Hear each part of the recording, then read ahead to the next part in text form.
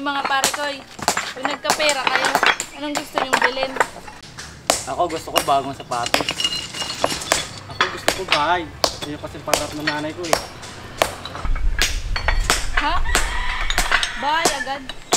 Di ba pwedeng pinto muna? Ang imposible naman yan, pre. Saan ka makakabili ng 100 na bahay? Yung pangarap ng nanay. Hindi madali ang buhay para sa kanya.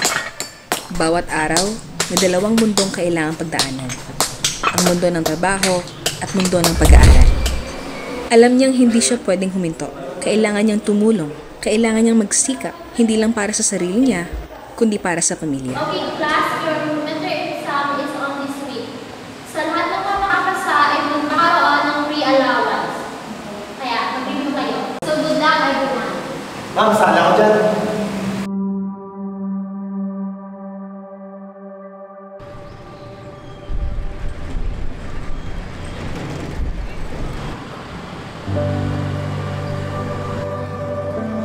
Minsan, napapagod at gusto ng sumuko.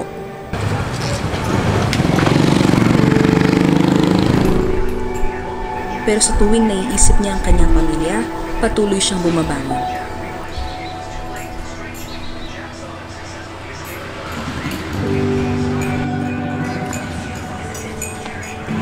Wala. Kamusta sa school? Ayos naman ang price. Paka mo na. Bukas, samahan mo ko may bago tayong project.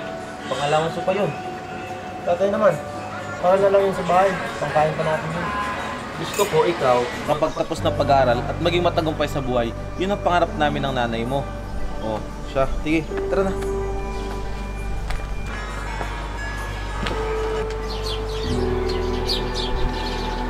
Sa bawat aral na natutunan niya ngayon, isang hakbang palapit sa pangarap, sa mas magandang bukas.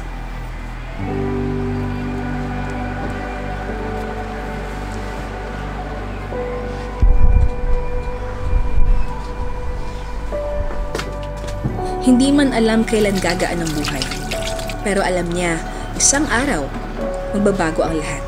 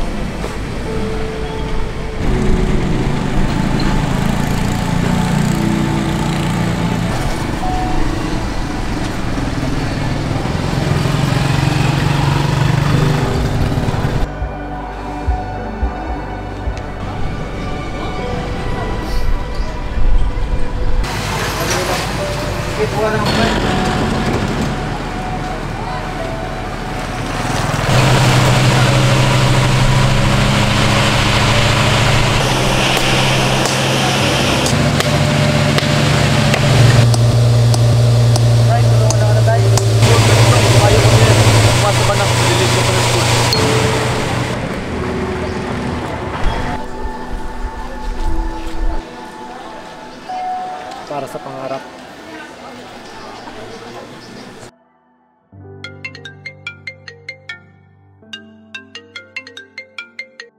Hello? Lito, ang iyong ama na matay. Ano? Anong nangyari kay tatay? Kamusta siya? Pasok ba ako hindi?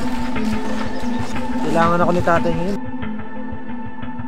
Basta ikaw, kapag tapos ng pag-aaral at maging matagumpay sa buhay, yun ang pangarap namin ng nanay mo.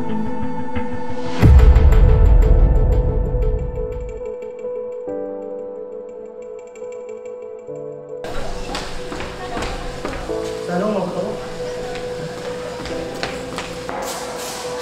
Ma'am, good morning po. Dito, ba't ka late? Umupo ka na at mag-take ng exam. Wala pang kasiguraduhan ang bukas. Wala pang katiyakan kung kailan matutupad ang mga pangarap. Pero may isang bagay siyang alam. Hindi siya titigil.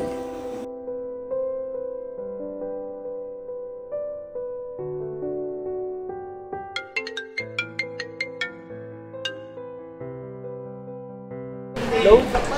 Kamusta si tatay? Mabuti ng kalagayan ng ama mo dito. Mabuti. Sige po. Salamat naman po.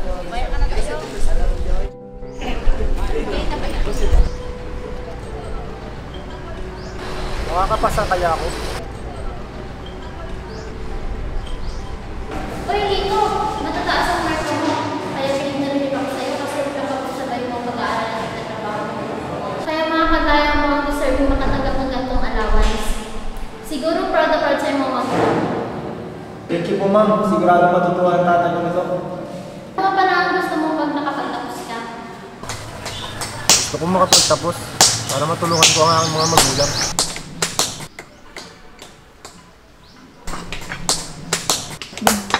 Pag nagkapira ka, anong gusto mong bilhin? Ako? Wala naman. Contento na ako at masaya kasama ang pamilya. Siguro sa susunod na yan, pamilya lang muna. Ang pangarap ay parang isang marmol, hindi agad perpekto. Kailangan pukpukin, bigyan ng sariling hugis, at kinisin.